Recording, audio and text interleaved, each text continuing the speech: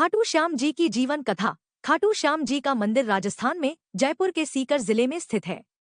खाटू श्याम जी का यह मंदिर भारत देश में कृष्ण भगवान के मंदिरों में सबसे ज्यादा प्रसिद्ध है, जिन्हें कलयुग का सबसे मशहूर भगवान माना जाता है। माना जाता है कि खाटू श्याम जी का ये मंदिर महाभारत काल में बना था। इस मंदिर का इतिहास भी महाभारत की लड़ाई से भी जुड़ा है। इसी वजह से देश भर के श्रद्धालु और पर्यटक खाटू श्याम जी की कहानी और उनकी जीवन कथा को जानने के बारे में दिलचस्पी रखते हैं। यदि आप भी खाटू श्याम जी की जीवन कथा को जानने के लिए उत्साहित हैं, तो इस वीडियो को लास्ट तक जरूर देखें और हमारे चैनल को लाइक सब्सक्राइब जरूर कर दीजिएगा।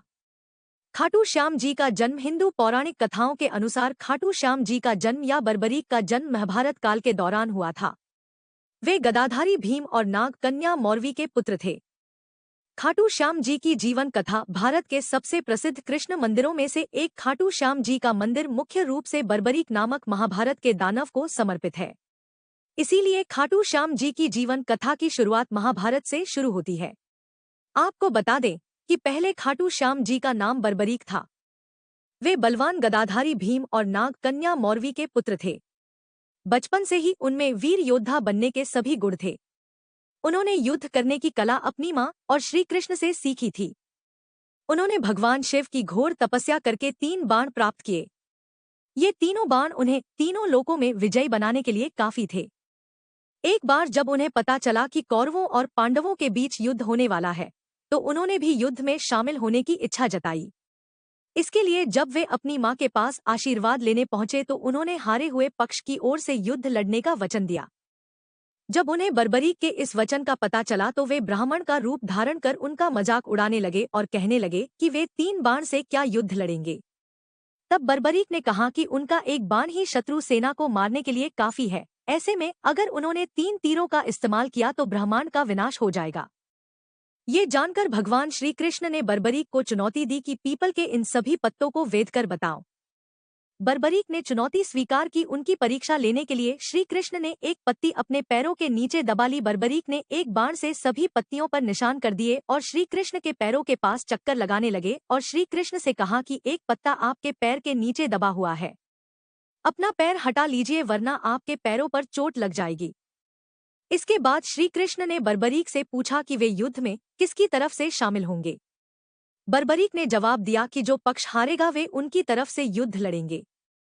श्री कृष्ण को ज्ञात था कि युद्ध में हार तो कौरवों की होनी है। ऐसे में अगर बर्बरीक ने उनके साथ युद्ध लड़ा तो गलत परिणाम सामने आ सकते हैं। उन्होंने बर्बरीक को रोकने के लिए उनसे दान की मांग व्यक्त की। दान में उन्होंने बर्बरीक का सिर मांगा। बर्बरीक ने कहा कि मैं दान जरूर दूंगा। उन्होंने श्री कृष्ण के चरणों में अपना सिर काट कर रख दिया और उनसे आखिरी इच्छा व्यक्त की। उन्होंने कहा कि वे महाभारत का युद्ध अंत तक अपनी आंखों से देखना चाहते हैं।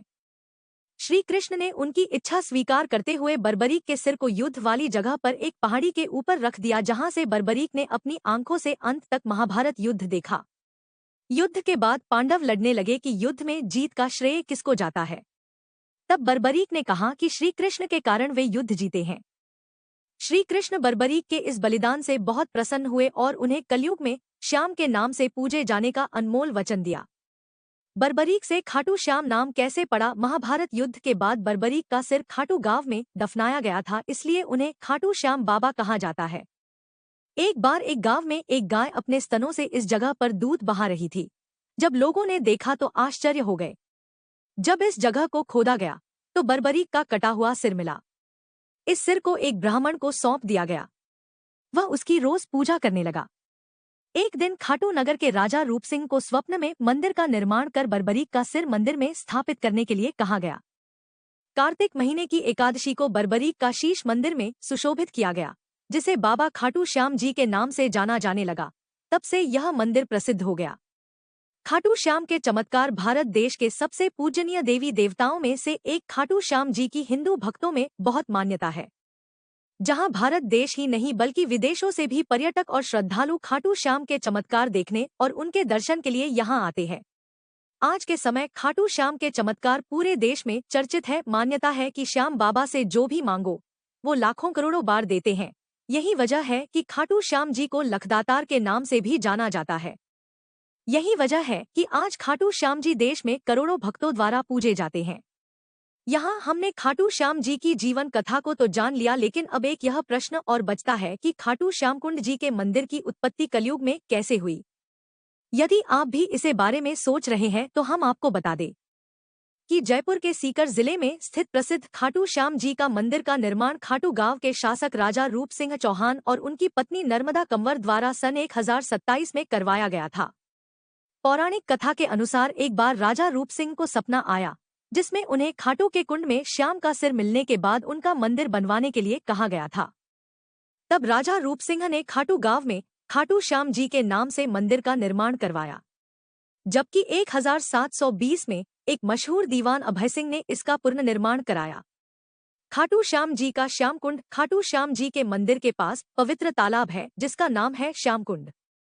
माना जाता है कि इस कुंड में नहाने से मनुष्य के सभी रोग ठीक हो जाते हैं और व्यक्ति स्वस्थ हो जाता है। इसीलिए प्रतिवर्ष लाखों श्रद्धालु इस पवित्र कुंड में स्नान करते हैं।